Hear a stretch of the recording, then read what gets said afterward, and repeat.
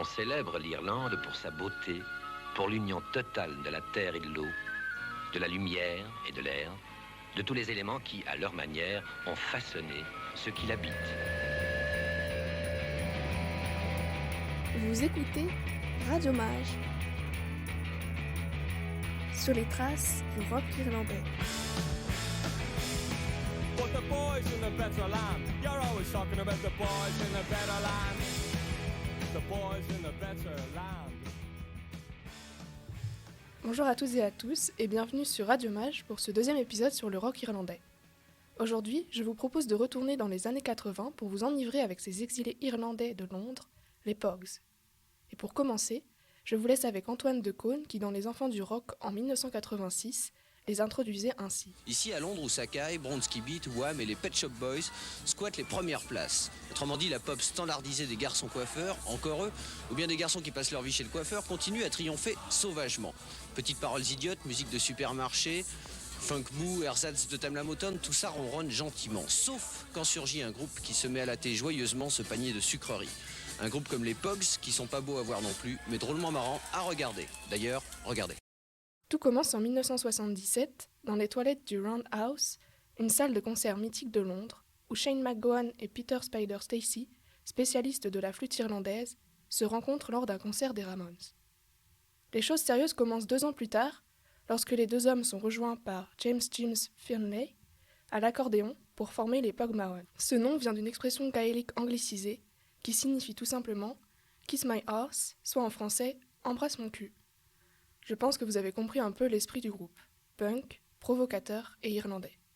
Et oui, le groupe s'inscrit dans l'histoire de l'immigration irlandaise en Angleterre, les parents de MacGowan sont irlandais, lui est né en Angleterre, ce qui ne l'empêche pas de faire quelques allers-retours à Dublin dans son enfance, et de grandir baigné dans la musique traditionnelle irlandaise.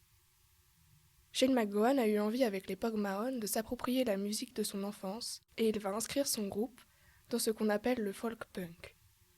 Au fur et à mesure, le groupe s'agrandit avec le percussionniste Andrew Rankin, le guitariste banjoïste Jeremy James Finner et la bassiste Kate O'Riordan.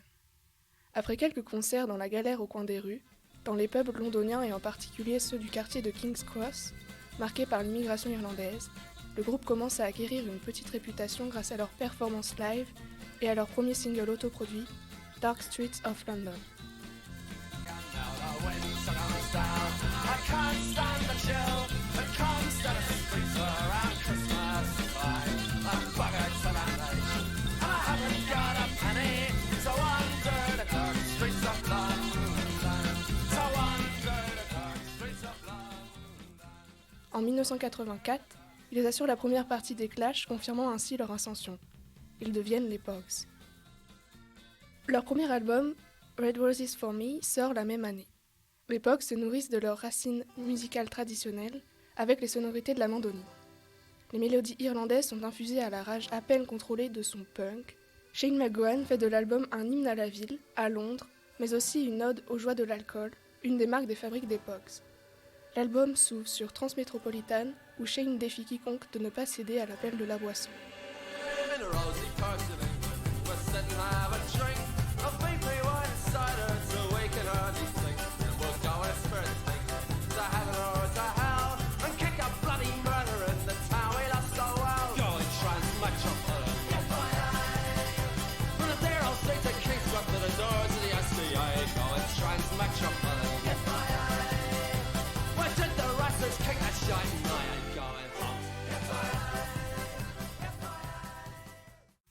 L'album n'est pas vraiment reconnu, mais présage du bon.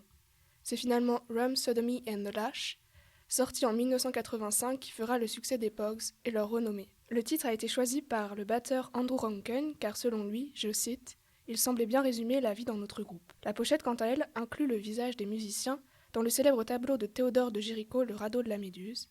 Elvis Costello produit l'album sans être un professionnel, mais il a pensé son rôle en ces termes. J'ai vu que ma tâche était de les capturer dans leur gloire délabrée, avant qu'un producteur plus professionnel ne les bousille. Il perçoit le talent brut des Pogues et les laisse totalement libres dans la conception d'un album qui sera plus abouti et personnel que le premier.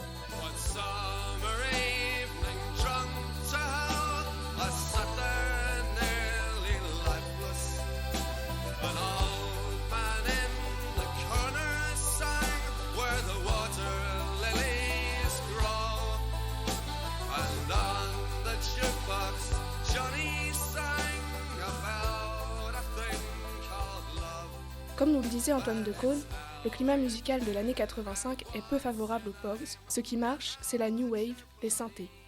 Le punk est en perte de vitesse et on ne parle même pas des chansons traditionnelles que reprend McGowan, car en fait, peu de titres de l'album sont des compositions originales. Mais bizarrement, les Pogs font un carton. On ne peut pas ne pas faire mention de ces deux titres phares, Dirty Old Town et Sally McLennan.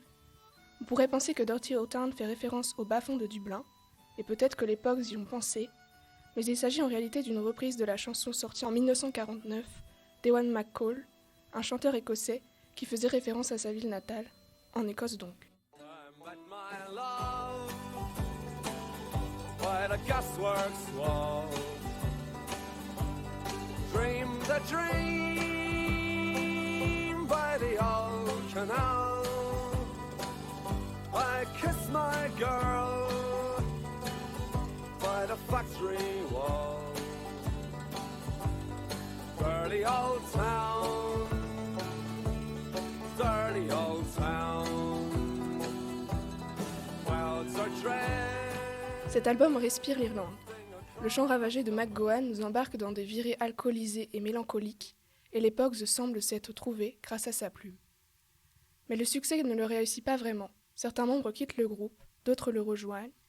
Le reste des Pogs signe la bande originale de quelques films pour faire retomber la pression, et Shane McGowan commence à abuser de plus en plus d'alcool ou de substances psychotropes. It was Christmas Eve, babe, in the drunk tank. An old man said to me, won't see another one. Mais l'année 1988 sera le point culminant de leur succès auprès du public, avec l'album If I Should Fall From Grace With God, qui parle à tous les Irlandais qui ont quitté leur pays et à tous les immigrés du monde.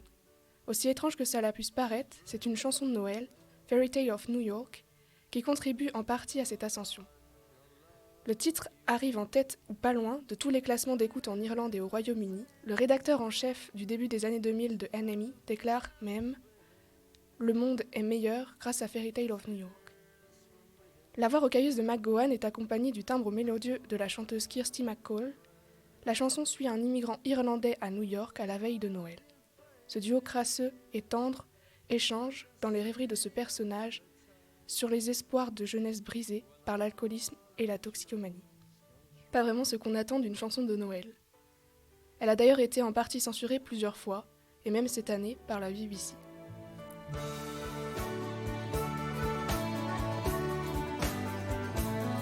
They got cars big as bars, they got rivers of gold. Put the windows right through you, it's no place for the old. When you first took my hand on a cold Christmas Eve, you promised me Broadway was waiting for me. You were handsome, You were pretty queen of New York City. When the band finished playing, they held out for more. Sinatra was swinging, all the junk they were singing. We kissed on the corner, then danced through the night. The boys of the NYPD choir were singing, Go Away Babe.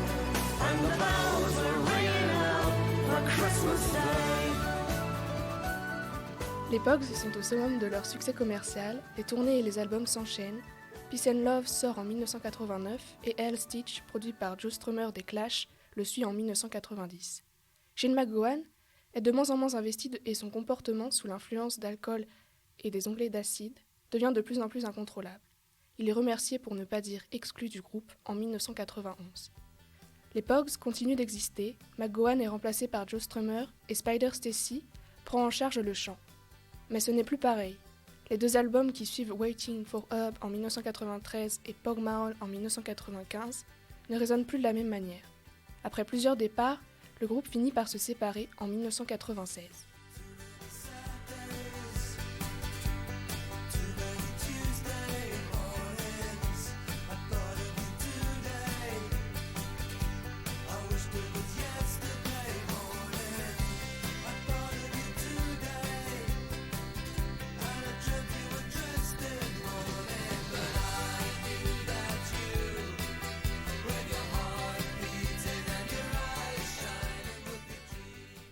On comprend alors qu'il est difficile d'imaginer les Pogs sans McGowan, cet homme au visage ingrat, marqué par ses dents pourries et au rire unique et si étrange. Si l'on ne compte plus ses frasques et ses coups de folie, comme la fois où sa petite amie l'a retrouvé en train d'essayer de manger un disque des Beach Boys pour, je cite, démontrer l'infériorité culturelle des États-Unis, personne n'ignore ses talents de musicien. Son ami Spider Stacy dit de lui qu'il a été impressionné par son intelligence et son érudition. Ne le pensez donc pas comme un ivrogne écervelé. Une grande partie du succès des Pogues vient de lui et de ses textes. Pour reprendre les mots de Mac Nicholas du magazine NME, c'est peut-être un ivrogne et un glandeur, mais Shane MacGowan a toujours ce qu'il y a de plus précieux en musique, un héritage unique et spécial. Les Pogues se sont reformés ponctuellement pour des tournées au Royaume-Uni en 2001 et en 2004. Ils passent même à l'Olympia en 2012. Si aujourd'hui les Pogues c'est fini, il reste encore leur héritage dans la musique rock et punk que certains groupes actuels revendiquent, comme Fontaines DC. Et voilà, c'est la fin de cet épisode sur les Pogues. C'était Emma pour Radio Mage. On se retrouve la semaine prochaine pour parler de Sinéad O'Connor. And we kissed him as we put him on the train. And we sang him a song of times long gone, though we knew that we'd be seeing him again.